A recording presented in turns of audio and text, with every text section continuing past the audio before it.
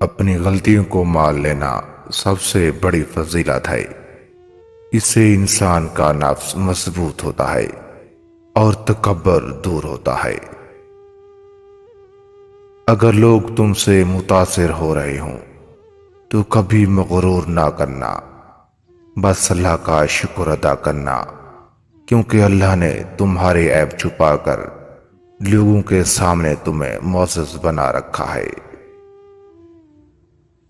سچی مگر تلخ باتیں۔ جو شخص سجدوں میں روتا ہے اسے تقدیر پر رونا نہیں پڑتا۔ زندگی میں جو چاہے حاصل کرو، مگر ایک بات یاد رکھنا کہ تمہاری کامیابی کا راستہ، تمہاری کامیابی کا پہلا قدم لوگوں کے دلوں کے اوپر گزرتا ہوا نہ جائے، اس سے تمہارے قدم ڈگمگا جائیں گے۔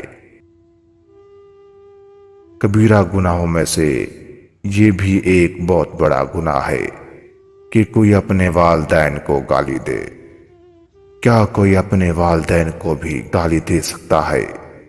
تو آپ نے فرمایا ہاں، اگر کوئی کسی کے باپ کو گالی دے تو وہ پلٹ کر اس کے باپ کو گالی دے گا، اگر کوئی کسی کی ماں کو گالی دے تو وہ پلٹ کر اس کی ماں کو گالی دے گا۔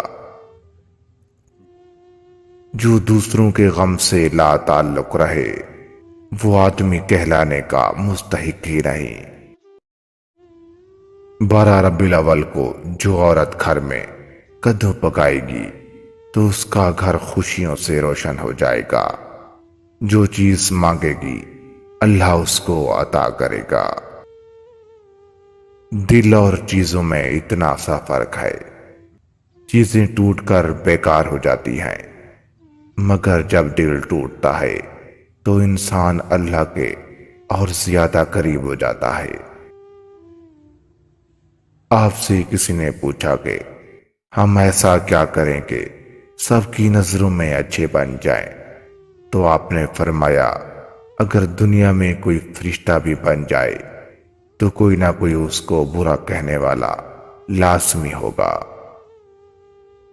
لوگ پیار کے لیے ہوتے ہیں اور چیزیں استعمال کرنے کے لیے، لیکن معاملہ تب بگڑتا ہے جب لوگوں کو استعمال کیا جاتا ہے اور چیزوں سے پیار کیا جاتا ہے۔